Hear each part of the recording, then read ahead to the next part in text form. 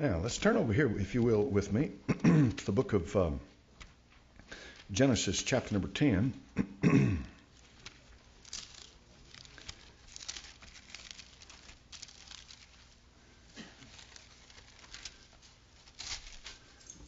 Paris Island was the first place I ever saw the ocean, and I was fascinated with it. I had never seen the water, and all I saw was the bay, but it was a marvelous sight to me. How do you remember the first time you ever saw something like that? It makes an impression on you. You never forget it. And I was standing in line to get to what they call 782 gear, and I looked over there and I saw that water, and I thought, good. And I was never, ever in the Marine Corps away from the water. Everywhere I went, I was always around the water, and I loved it.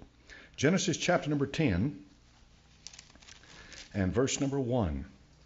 Father, I pray that you bless the study of your word now and give me wisdom in the scripture and give me the gift of teaching. In thy holy name, amen. It says in Genesis 10:1, these are the generations of the sons of Noah, Shem, Ham, and Japheth. That's important to understand that when the Bible begins to talk about generations, it does that because it wants to call your attention to something very important. Look at chapter number 5 and verse 1. Genesis 5:1. This is the book of the generations of Adam. In the day that God created man, the likeness of God made he him. Male and female created he them. Ish in Hebrew is man. Ishah in Hebrew is woman. Simply the addition of one letter changes the gender from male to female. And so he made Adam, the generations of Adam. In plain words, the generations of the man that God made from the dust of the earth and what follows. And you can trace these generations because they're laid out for you. Whoever wrote the book of Genesis, and I believe it was Moses, when he wrote the book of Genesis, he was writing it so that you could trace back the origins of mankind.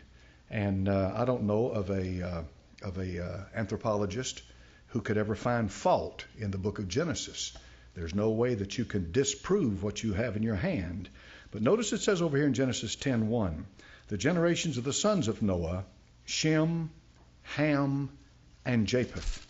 And when you come on down here to verse number 7 and verse 6, the sons of Ham, Cush, Mitzrayim, Phut, and Canaan. Cush is in Africa. Mitzrayim is the ancient name of Egypt. Phut is the ancient name of Libya. And Canaan. Canaan was in the land of Canaan. The Canaanites had taken the land, occupied it before Abram came into it. Verse 7. And the sons of Cush, Seba, Havilah, Sabta, Ramah, Sabtika, and the sons of Ramah, Sheba, and Dedan, and Cush begat Nimrod. Therefore he is the grandson of Noah through Ham. And Nimrod began to be a mighty one in the earth. He was a mighty hunter before the Lord. Wherefore it is said, even as Nimrod, the mighty hunter before the Lord. And the beginning of his kingdom was Babel, and Erech, and Akkad, and Calneh, and the land of Shinar. And Shinar is the area that they migrated to when they left the mountain of Ararat after the ark had settled at the end of the universal flood that came upon the earth. Now here's the reason for this. In the book of Genesis, chapter number 9 and verse number 1, God blessed Noah. All right. And verse number 18, Genesis 9:18, and the sons of Noah that went forth of the ark were Shem, Ham, and Japheth. And every human being on the face of this earth will trace their genealogy, their lineage, either to Shem or Ham or Japheth. And you'll notice that what happens in Genesis chapter number 9, and is that in Genesis chapter number 9, and you'll notice that a curse is brought upon on Ham's descendants, on Canaan. And a blessing is brought upon Shem's descendants, and said, blessed be the Lord God of Shem. So what you have here is two distinct bloodlines coming forth in the Bible. We'll trace them later. But this morning, I wanted to give you that. This morning, I want you to go back with me to last Sunday morning when we talked about the woolly mammoth and talked about the one that they found standing upright in the river. And then once that the water had thawed enough that it was carried on out into the ocean, and they found in the belly and in the mouth of that woolly mammoth, they found vegetation that could have only grown in a moderate climate, unlike the frozen area that this creature was found, dispelling the theory, the idea that the woolly mammoth only lived in a frozen, vast area like the tundra or so forth. They have found many mammoths with vegetation in their stomach and in their mouth that has not rotted, but it was fast frozen. Fast frozen. It's very important to understand the difference. If the mammoth had died a death, the gradual death, then the food in the stomach would have rotted just along with the body, the physical body of the creature. And a cataclysmic event like a universal flood that comes on all of a sudden would not have done that. But when you find a creature standing upright, frozen in ice, and I'll give you the theory about that in just a moment, frozen in ice with this food in its stomach and the food in its mouth, preserved, and the meat of the animal is preserved, fast frozen, then you have to say to yourself, how did this happen? No ice age did this. No gradual movement of ice up and down anywhere had anything to do with this. This is something that happened all of a sudden. And the Bible says the fountains of the deep were broken up in reference to the flood. It never rained, and all of a sudden the heavens were opened and it began to rain. But where did the ice come from? There's a number of theories that relate to this, and probably the most plausible is what's called the hydroplate theory. And I'll just read it for you, and you can come to your own conclusion. But listen to what this theory proposes. On that terrible day, the rupture of the Earth's crust passed between what is now Siberia and Alaska in minutes. Jetting water from the fountains of the great deep first fell as rain. During the next few hours, some of the accelerating and expanding subterranean water that went above the atmosphere, here we go, where the effective temperature is several hundred degrees below zero, froze and fell as hail. Some animals were suddenly buried, suffocated, frozen, and compressed by tons of cold, muddy ice crystals from the gigantic hailstorm. Dirt in this ice prevented it from floating as the floodwaters submerged these regions after days and weeks. Blankets of this muddy ice, hundreds of feet thick, insulated and preserved many animals during the flood phase. As the topmost layers of ice melted, the dirt in that ice remained and settled, blanketing and further insulating the deeper ice and buried animals. Months later, after mountains were suddenly pushed up, the Earth's balance shifted. The Earth slowly rolled 34 to 57 degrees. So Siberia and Alaska moved from the temperate latitudes, similar to north central United States today, to their present positions. And as the floodwaters drained off the continents, whatever icy graves existed in warmer climates melted, and the buried animals decayed. However, many animals buried in what are now permafrost regions were preserved. These in plain words, once the shift took place, they were buried under mud, but when the shift takes place, it changes the temperature around them and it becomes a deep freeze. This is why they're still around today. Buried in what are now permafrost regions preserved, these conclusions can be reached quite simply. The evidence showing compression and suffocation of the frozen mammoths implies rapid burial and sudden freezing suggest a super cold ice dump. And do you remember I showed you or talked last week about the tusk of the mammoth with pieces of metal buried in them that came from above when this started coming down? So essentially it means that as the Earth's crust began to shift, the enormous pressures involved when this happened, it released places that had been under pressure, allowed the water to shoot straight up into the sky, hundreds of miles into the atmosphere, above the atmosphere, into frozen space, and then it came back down as hail. And when it came down as hail, we're talking about an enormous amount that just buried these creatures underneath it suddenly. And then when the earth shifted because of all of this, the axis shifted. And when the axis shifted, these creatures that were now buried in this enormous flow of hail, all of a sudden became a deep freeze. And there it preserved them until this very day. And that's one theory. That's called the hydroplate theory as to how this happened. And of course, this in no way denies the Bible. This is just an idea of trying to figure out what's going on when you find these creatures buried under all this ice.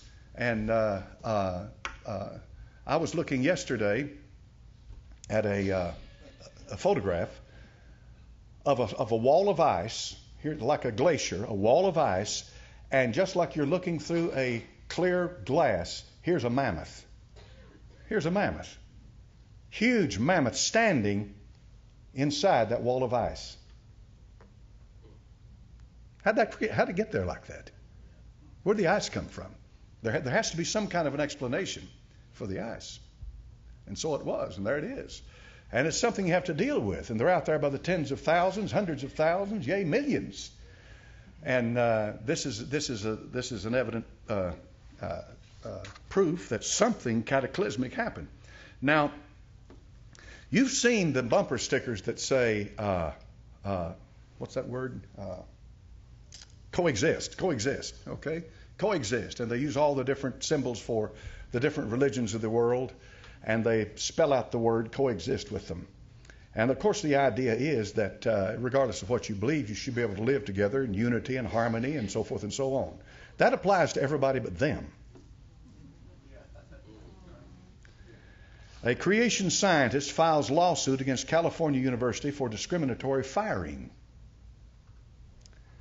A scientist has filed a lawsuit against California State University, Northridge, saying he was terminated from his job due to his religious views after he discovered soft tissue on a Triceratops fossil which supported his creationist views. That is strange. If that thing lived millions and millions of years ago, why is there any soft tissue, period? Mark Armitage, a former scientist at CSNU in Los Angeles, was terminated after he discovered supposedly the largest Triceratops horn ever unearthed at the Hell Creek Formation excavation site in Montana, according to attorney Brad Dacus of Pacific Justice Institute, who filed the lawsuit. Since some creationists, like Armitage, believe that the Triceratops bones are only 4,000 years old at most, Armitage's work vindicated his view that these dinosaurs roamed the planet relatively recently. States the complaint filed against the CSUN Board of Trustees in Los Angeles Superior Court, according to the CBS News. The scientist's findings, which indicate that dinosaurs roamed the earth only thousands of years in the past, rather than going extinct 60 million years ago, were published in 2013 in a peer-reviewed scientific journal, quote, terminating an employee because of their religious views is completely inappropriate and illegal. Notice how it becomes religious. If God comes into the picture, it is no longer scientific with these people. They've managed to make everything, they've split it right down the middle, and if you don't agree with our views, you're not scientific. If you believe in creationism, a creator, that's religion. And religion has no place in scientific journals. It has no place in education. That's an area of faith. That belongs in the church. See what they've done? They've confined it to the church house, shut the door, stay in there, believe whatever you want to. But if you want the real truth of what's happened, then you come to us and we'll explain what's going on. Now, it's quite a thing, because this is an organized effort to push anybody out of the field of academia if they don't agree with the party line of what's going on. And, of course, this man's suing, and I hope he wins. How many of you know who Dawkins is? Richard Dawkins. Okay. He's from Oxford, apparently Oxford University. Is that the one in England? Cambridge and Oxford are two old English schools, been around a long time. A lot of you have Cambridge Bibles. You have Oxford Bibles. They've been these are British English schools. Been around a long time. Now, here's what Richard Dawkins says. Quote, alleged human bones in the Carboniferous coal deposits, if authenticated as human, these bones would, listen, blow the theory of evolution out of the water. That's what Dawkins said. He's an evolutionist. I think he also says he's an atheist. And of course, that's what evolution leads to. Here's another quote from Dawkins. There are certain things, now listen to this, there are certain things about the fossil record that any evolutionist should expect to be true. We should be very surprised, for example, to find fossil humans appearing in the record before mammals were supposed to have evolved. If a single well-verified mammal skull were to turn up in 500 million year old rocks, our whole modern theory of evolution would be utterly destroyed.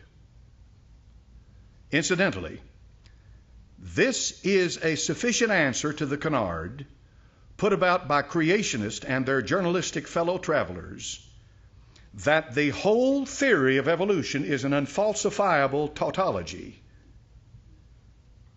Ironically, it is also the reason, watch this now, why creationists are so keen on the fake human footprints which were carved during the Depression to fool tourists in the dinosaur beds of Texas. He's referring directly to the Paluxy River at Glen Rose, Texas, where dinosaur and human footprints are found in the same strata, same level, same area, same time, put down at the same time. You know why he's saying this? Because if what they are saying about Glen Rose, Texas is true, it blows the theory of evolution out the door. He knows that. So what do you do when you're presented with the evidence of all these footprints of human beings and dinosaurs in the same area? Oh, back in the Depression, when nobody had a job, they got together and they carved all of this stuff so they could create a place for tourists to come and see. Bottom line is, since he can't deal with the evidence, he denigrates the evidence. That's what he does, okay? Now, the material about Glen Rose, Texas would fill an encyclopedia. I mean, you can spend months on the internet reading all the information, looking at the photographs. But let me give you one thing, and you think about this yourself. Those tracks that were carved into this stone, those tracks lead right up to the dirt on the edge of the river. And if you pull back the top layer of the dirt, the tracks continue on. Does that sound like something somebody carved into the stone? Or is that something that's been there a long time? That's the difference. That's the mindset. Dawkins is smart enough to know that that is a pillar of his faith, and that if that can be eroded, then the whole mess is going to come tumbling down. And if it comes tumbling down and there is a creator God, then he must give an account to him. That's the problem. That's the ultimate problem, because they do not want a creator. Are there evidences around the world of men and dinosaurs living together? Well, they found what's called Malachite man, bone of a Malachite man, same strata with dinosaurs. There are areas where there are huge deposits of dinosaurs that were, and why? Why do we have all of a sudden, we have these areas with huge concentrated deposits of dinosaurs? Why? Because of a cataclysmic event that buried them and put them where they are. And God said the rocks would cry out. The Lord Jesus said that. 2,000, they are. They're crying out. And on it goes. I mean, you can spend all day up here trying to give out information that deals with that. But I'm simply want to present to you what's going on. If you dare, now see, I don't work for a university, so it's a non-issue with me. I'm just a little preacher down here on Woodrow Drive. But if you dare, if you're a professor in university, if you're a professor in college somewhere, and you're teaching a class, and you dare to question the status quo when it comes to this theory of evolution, you'll find out how they'll coexist with you. You'll find out how the progressive liberal, how tolerant that progressive liberal is. He'll kill you. You'd better never trust a progressive liberal. They'll lie, they'll cut your throat, they'll do whatever they need to push their agenda. They're no more interested in the truth. They are blinded to the truth. They won't even consider an alternative situation. They try to get it into the training of intelligent design. Now that's good. That's a good term. What does that mean? Well, intelligent design means that this is an alternative to evolution. That there's an intelligent design going on in bringing this stuff into being. See? And of course, if you believe in intelligent design, then he's got to be smart, right? How smart's God? That's your intelligent designer right there. So they butt heads. And they're not going to give. It's just like that, head on. And you got to deal with it. And so I would suggest that anything you can get your hands on, if you can give it to your kids as they're coming up through the school system, try to answer their questions and try to show them that you are not intimidated one bit by anything that this anthropology class teaches, the history class teaches, archaeology teaches, or anything else. Anything else. You're not intimidated one bit by anything that they've got to say, because the truth will come out and you can deal with the issue. Don't ever deny that dinosaurs lived. I've heard preachers try to get up and deny it. You're butting your head against the wall. They lived. And a dinosaur is a creature. The word means terrible lizard, by the way. That's what it means. They're like they grow as long as they live. And if you go back into the record and ask them, if you ever have the opportunity, ask them. Ask these people who believe in the evolutionary theory, ask them this simple question. Why is it that we find huge dinosaurs show up, we've got their bones, but we have absolutely not one single transitional dinosaur leading up to that huge dinosaur? There should be millions of them. There are millions of human bones. There are millions of monkey bones. But there are no steps in between where the man was evolving, and there should be millions of them. Yet they can't find a single one. Not a one, folks. Not a single one. And, of course, the idea is that over a long, protracted period of time, that these creatures evolved into a more complex. But when Crick and that other fellow with him back in the 50s discovered DNA, they opened the door, Pandora's box, to evolution. They really did. That double spiral helix, they're just now beginning to realize how the code that is in that, and it's code. It's like a computer code. When you operate, Bill Gates is worth $70-something billion because he wrote Windows and he put it on top of DOS and a disk operating system. And that's what people used to use. And then Windows came out and they're the complete operating system. They don't even have DOS anymore.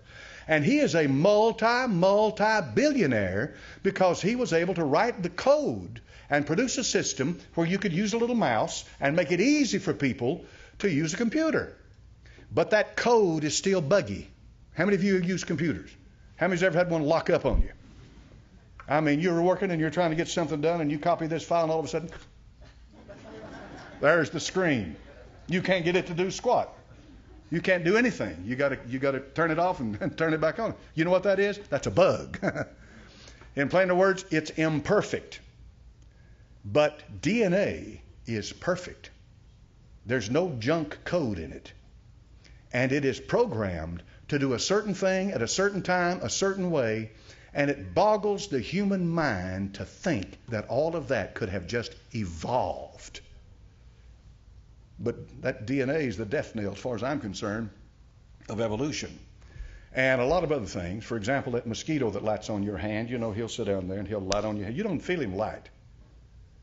You can't. If you could feel the mosquito light on your hand, you'd be in good shape, right? You'd get him. But he's already sunk that what do you call that? Whatever that spear. What? The proboscis. He has sunk that into your skin, and he's beginning to draw blood out of you. Okay? Now that mosquito's smart. For that mosquito knows that your blood will coagulate. What's that mean? It gets thick. God made it that way so you won't bleed to death. A hemophiliac has a problem with that. The factor that causes it to blot, is missing. All right. Now, the mosquito doesn't know anything about a hemophiliac, but he's drinking his blood. And the blood begins to coagulate. You know what he does?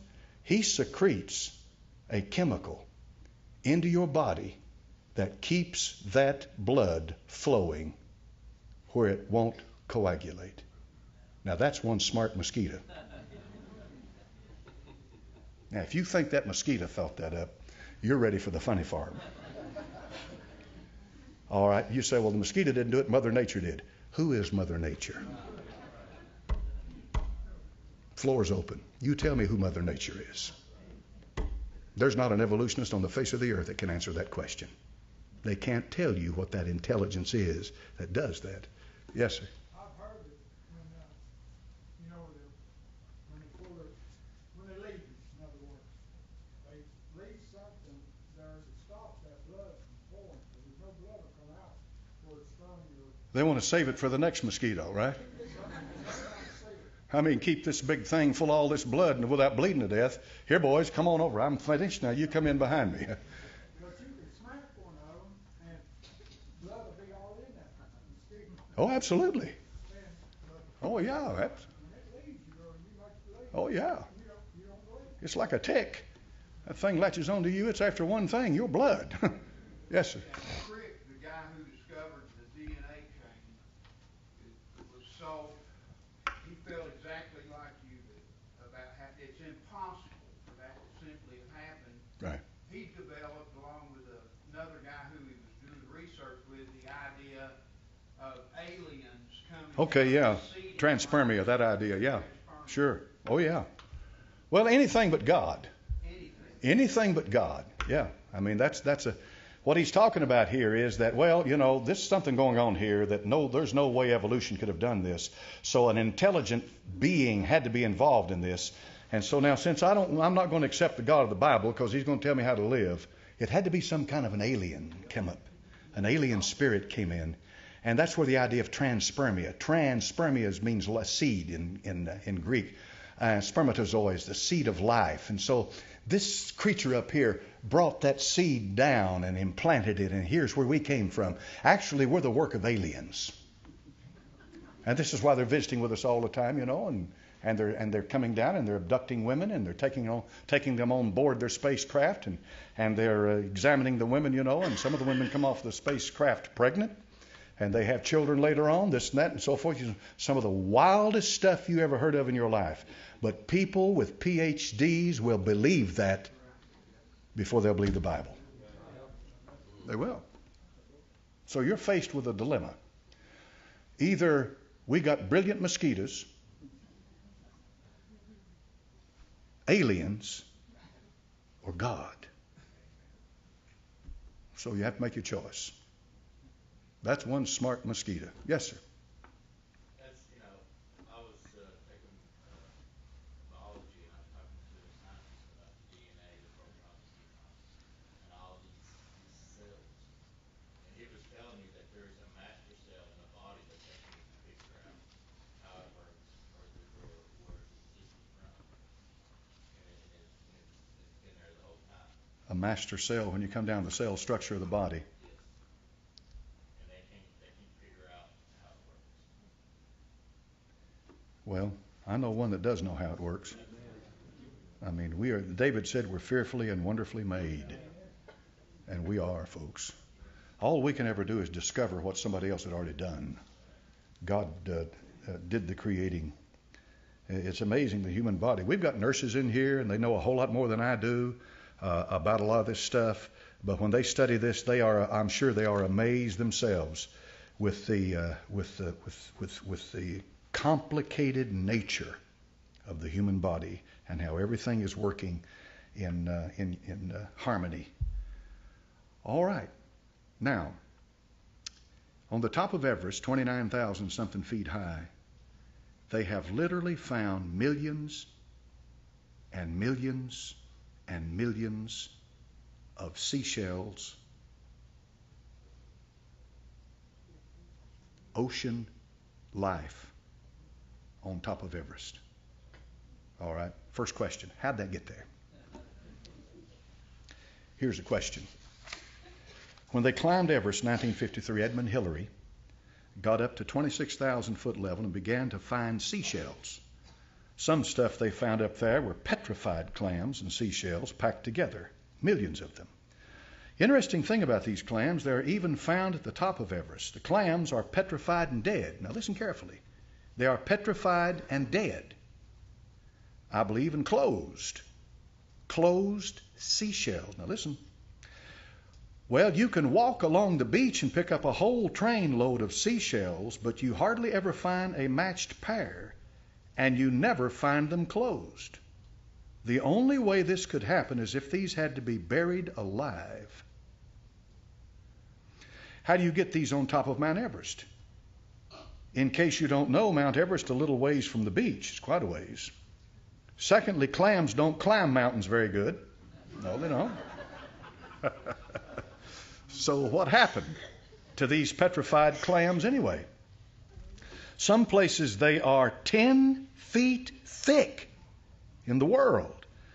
The only way I can think this to happen is an awful lot of clams to be buried instantly, I think, during the flood of Noah. What do you think? All right, here's an answer. There was a deluge at the end of the last ice age, around 13,000 years ago. But it was not global and left most life forms intact. Evidence of this flood can be seen at altitudes of up to 10,000 feet at Machu Picchu, where the high water marks can be seen that washed nuggets of various metals out into the riverlets descending the mountainsides. There are also millions of seashells and fossils to be found near the peak of Mount Everest. This was caused most likely. Notice the qualifier. This was caused most likely from the Antarctic ice shelf splitting into the ocean, displacing massive amounts of water, as might happen during the next century. Might happen again during the next century.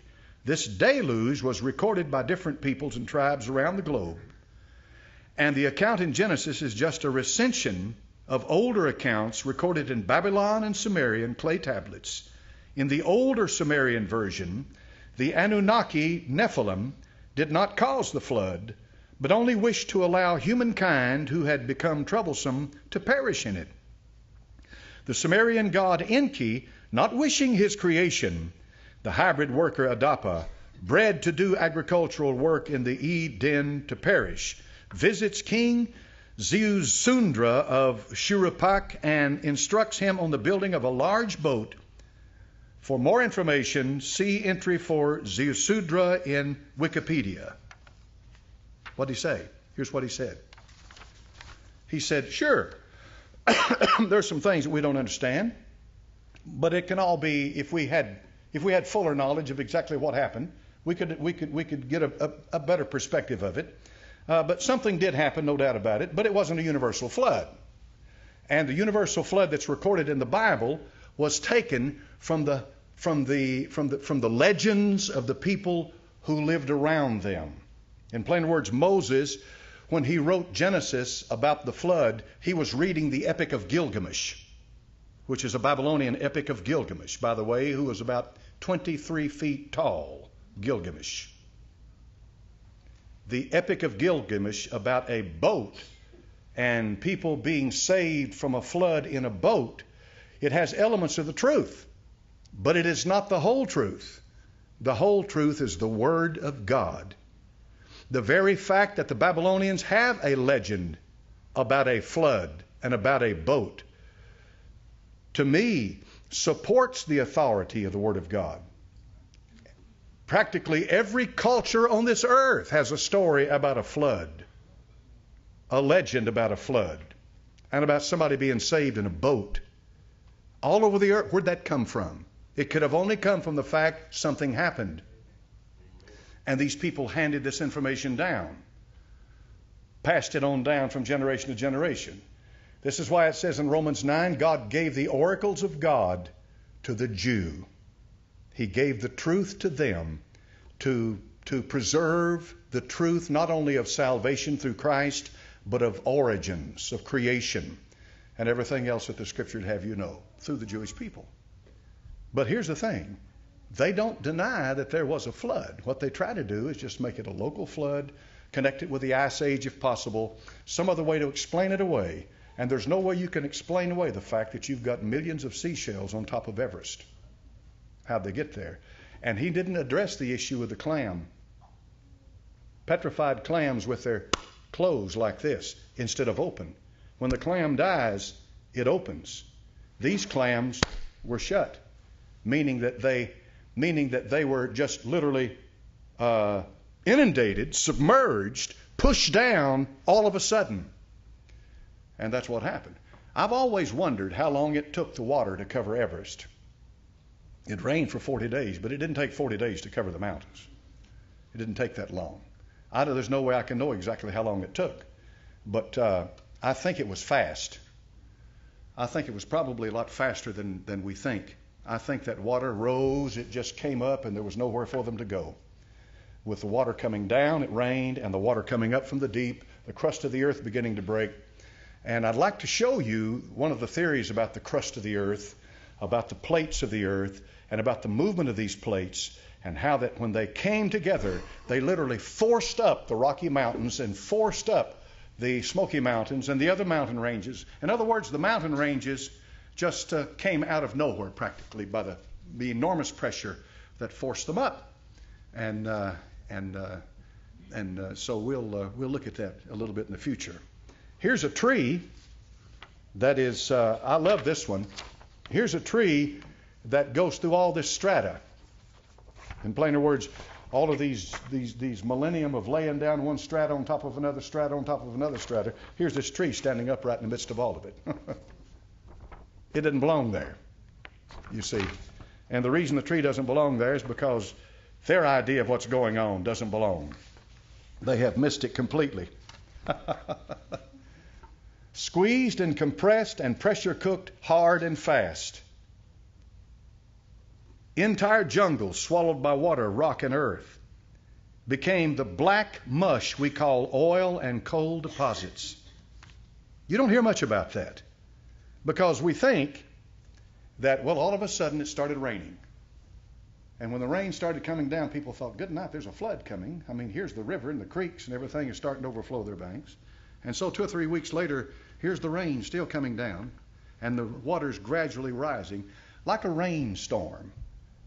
But the flood was anything but that. It was an enormous cataclysm on this earth that literally shifted continents and plates. Pressures that released and formed, shooting enormous shoots of water up into the atmosphere, way above the atmosphere, frozen and coming down again on top of these creatures and sealing them in time while they're alive, fast frozen, with food in their stomach and food in their mouths. And it's something that just absolutely defies explanation outside of a universal flood, which I believe. I hope you do too, because I have no problem believing in a universal flood.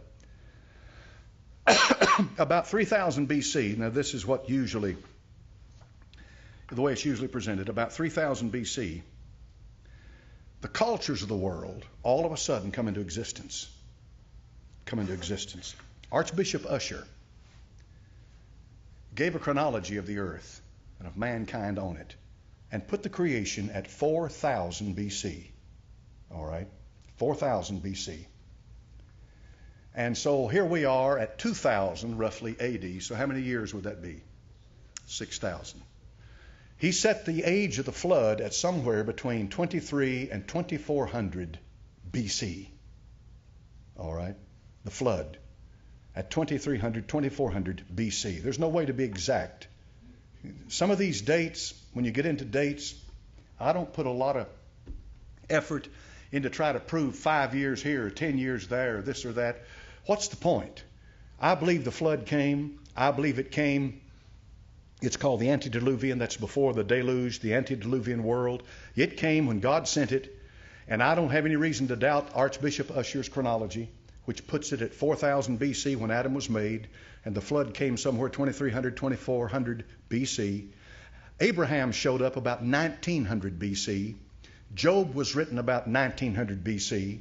And the book of Job makes direct reference to a flood that covers the earth, fresh in the minds of the people. And then Moses shows up about 1400 BC, and he's the one who wrote the Pentateuch.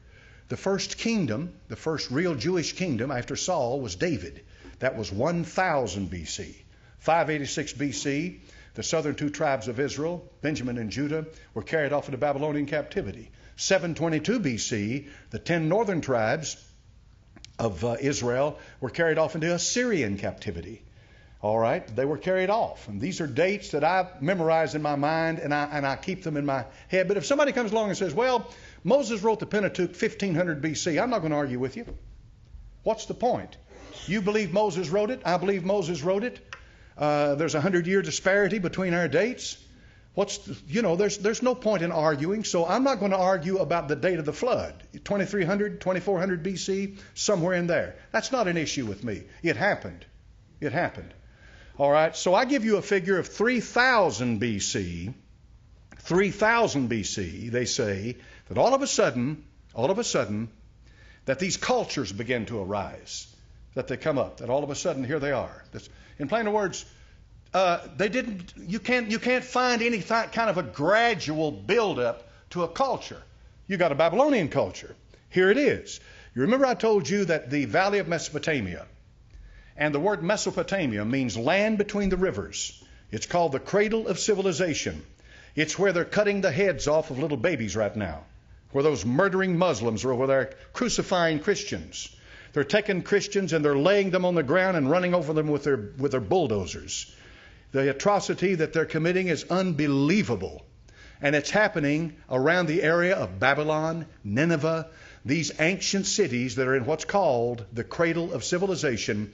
The land between the Tigris and Euphrates River is the Mesopotamia. That's what the word Mesopotamia means, land between the rivers. Tigris and Euphrates, the land between it is the cradle of civilization. It's where everything just showed up. Showed up, see? Showed up. That's important. Language just shows up. Shows up. You don't find where they've got a little letter here and then this and this and this and this, gradually going. Linguists, these men who spend their lives studying the origins of languages, many of these linguists, especially those who are not evolutionists, say it just showed up. These languages just bang, all of a sudden they pop up. All right. We have Nimrod in the Tower of Babel, right? Genesis chapter number 10. What happened at the Tower of Babel? Genesis 10. All right, so what happened? What does that mean then before that? That means that men had, exactly, they had one language. They had one language. Now you can argue till you're blue in the face about what that language was. I believe it was Hebrew. Because Zephaniah, I think it's chapter 2, somewhere in Zephaniah, he said, I'll give to you a pure language. Pure means a language without corruption from other sources. It's, in other words, this is what God said for you to use. These are the words God gave you. This is what Adam spoke. This is how God revealed himself. This is what he says a thing is, not how it comes to us, okay? So a pure language. Hebrew is a pure language. Now, a linguist would classify it as a Semitic language, along with Syriac, Aramaic, Hebrew, Arabic, and a lot of other languages that are Semitic languages. They have a common source, and they classify them all together. What you speak is what's called a Germanic language. Old English, Middle English, Modern English. You're speaking modern English. 1611 up until now it's been modern English. Most of the folks out here on the street speak pigging English or whatever you want to call it. I don't know what it's evolved into now. But in any event, the language that you speak is so closely akin to German, Dutch, Swiss, these languages, because they have a common source, you see, a common source. And the English language has the largest vocabulary of any language on earth. Reason? Because we have borrowed from all of the other languages of the earth, used so many of their words, brought them into the English language, and we use them daily in the English language. Hebrew's not like that.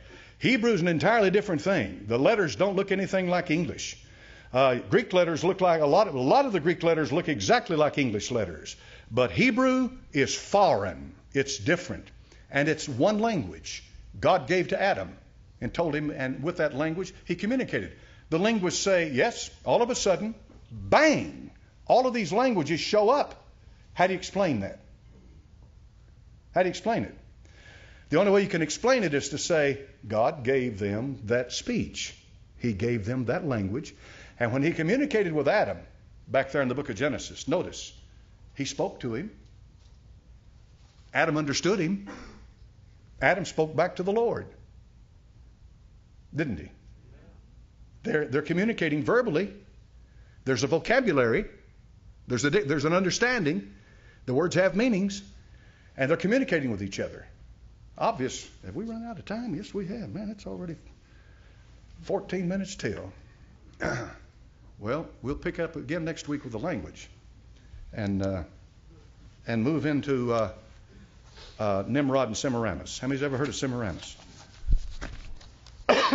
She is the mother of the mothers of the Queen of Heaven.